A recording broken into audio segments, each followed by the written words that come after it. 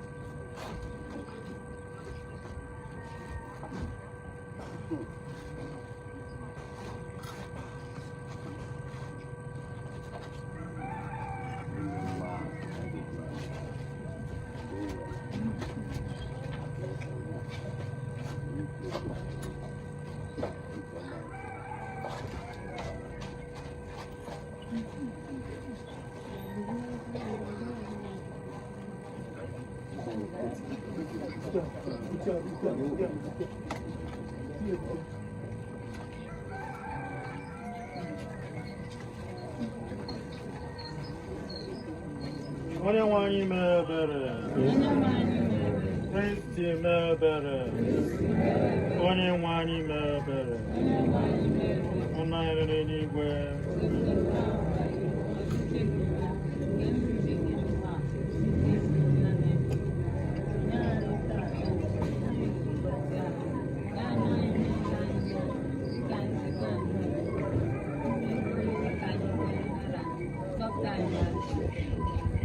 ka anyị kpee ekpere maka Fredrik ka anyị rịọ ndị nwere anyị Jesu Kristi onye kwuru sị mụ onwe m mbilite n'ọnwụ na ndụ onye ọbụla kwere na m ọ bụrụ asị na ọ nwụrụ anwụ ga-adị ndụ ọzọ onye ọbụla nke dị ndụ nke ekwekwara na m agaghị anwụ ma ọrị ruo mgbe ebighị ebi ihe anyị ga-aza bụ anyị arịọ gị nụrụ ụlọ anyị ka gị onye gbara anya mmiri n'ihi ọnwụ Lazarọs hichaa anya mmiri anyị arịọ gị Kristi ka gị onye kpọghachiri ndị nwụrụ anwụ na ndụ nye nwa odibo gị bụ Lazarọs ndụ ebe ebe anyị arịọ gị Kristi ka gị onye kwere onye ohi nke chegharịrị echegharị nkwa iru paradaịs nabata nwa odibo gị bụ Fredrik n'eluigwe anyị arịọ gị Kristi eji mmiri nke baptizim wụcha nwa odibo gị bụ Fredrik njọ ya were akwa mmanụ nsọ gbaa ya ume ka ị kpọbata n'otu ndị nsọ gị anyị arịọ gị Kristi eji oriri nsọ nke arụ gị na ọbara gị wee zọọ Fredrik ka ị nye ya oche na nnukwu oriri nke alaeze gị anyị arịọ gị Kristi anyị nọ n'uru n'ihi nwa odibo gị bụ Fredrik ka ị jiri okwukwe na olileanya nke ndụ ebe ebe kasaa anyị obi anyị arịọ gị Kristi onye nwe anyị ụzọ ebere abụọ ka anyị na-arịọ ka ị mere nwa odibo gị bụ Fredrik nke mbụ nwa odibo gị nwere oke ya n'ime ihe bụ uche gị ekwela ka ọ daba n'ahụ nke dịrị mmehie ya nke abụọ mgbe nwa odibo gị ka nọ n'ụwa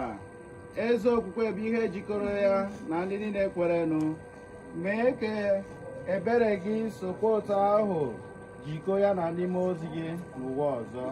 anyị na-arịọ gị nke a si na Kristi dị nwe n'anyị nye ya ezumike ebighị ebi onye nwe anyị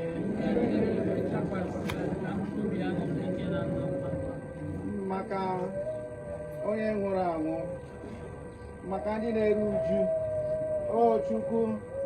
anyị na-arịọ ebe anyị na-akwa akwa arịrị maka ọnwụ nwa odibo gị bụ Fredrik ka anyị na-echeta mgbe niile n'ụbọchị ọnwụ nke anyị na-abịawanye nso nye anyị graịsa gị iji kwado maka ụbọchị ikpeazụ ahụ site n'ibi dị ndụ dị mma mgbe niile ka ọnwụ mberede na ọnwa akwadoghị akwado ghara ikwudo anyị kama ka anyị na-eche nche oge niile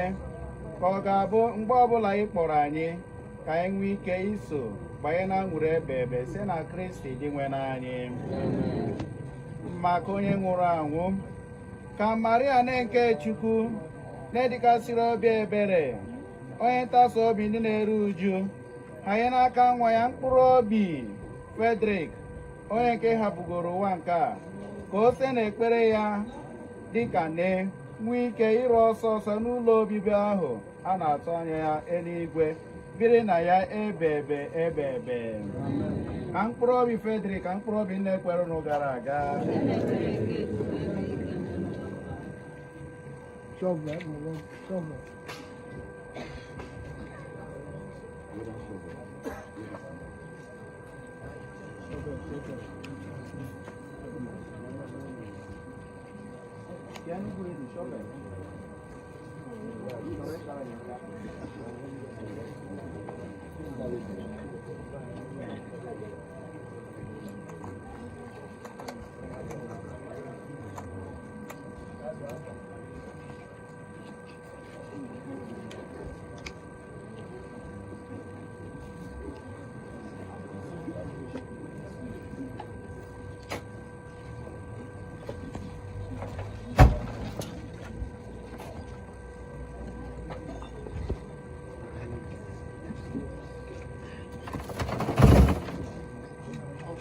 ụfọdụ nne okorobịa na ọkwa agbọghọbịa ga-abịa tinyere ya aja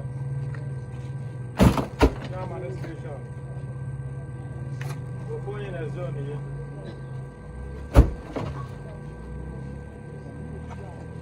ofu onye na Catholic community na Abuja ofu onye na ụmụnna ya ofu onye na ụmụada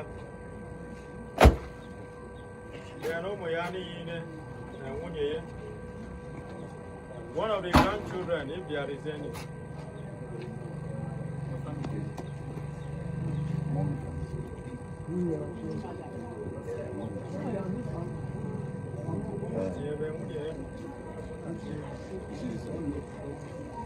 You don't want to end up with some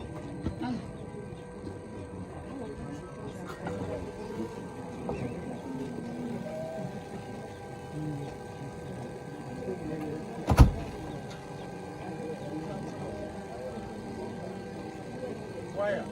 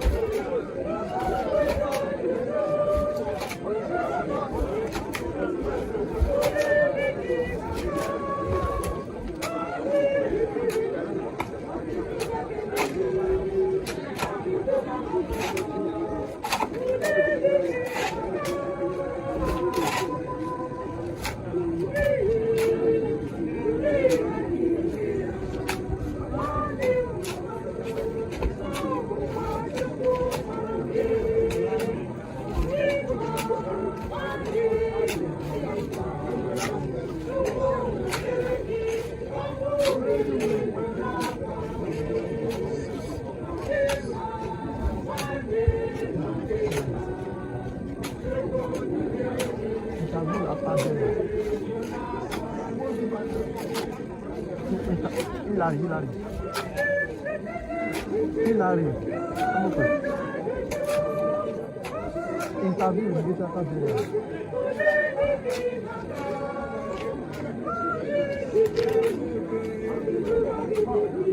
Interview gitu dia.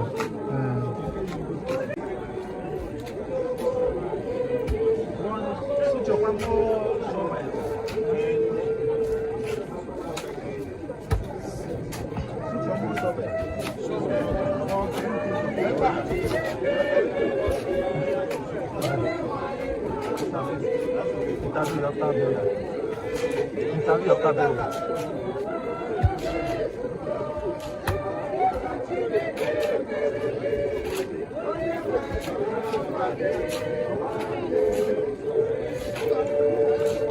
Ada kan? Ekonomi guna special way.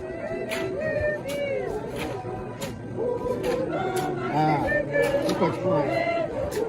Sebenarnya dia. Sebenarnya nama.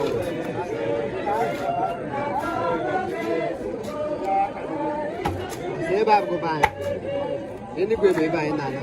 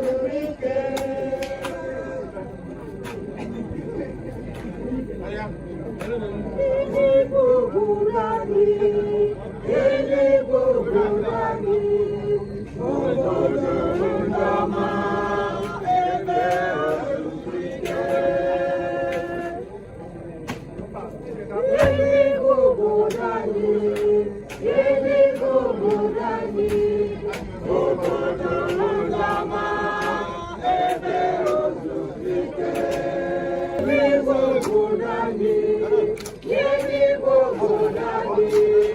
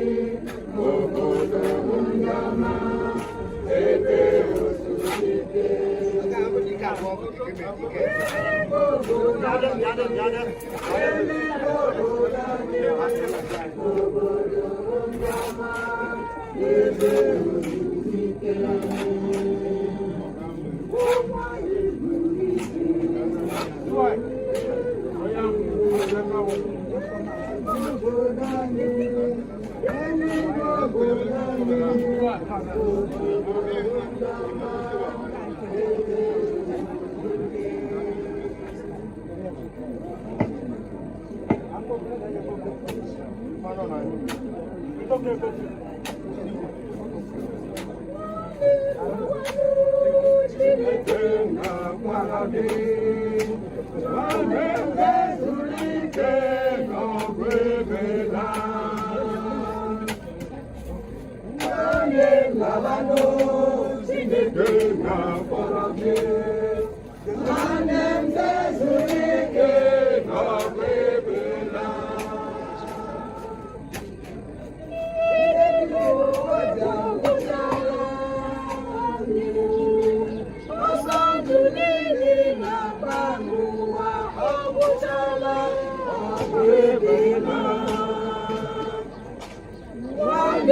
Nabano Chineke na Korogi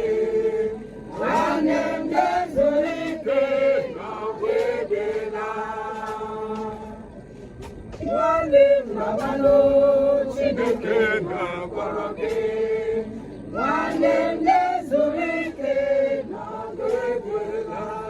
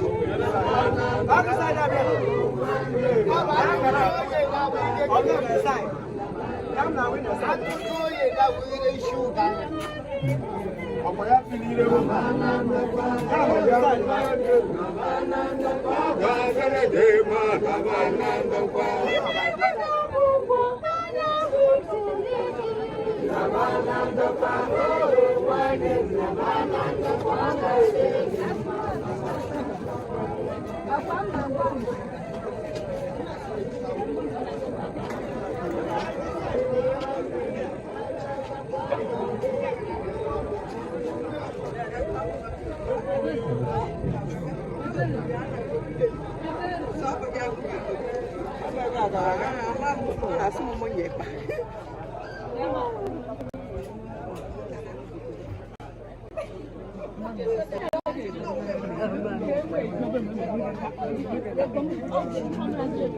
you.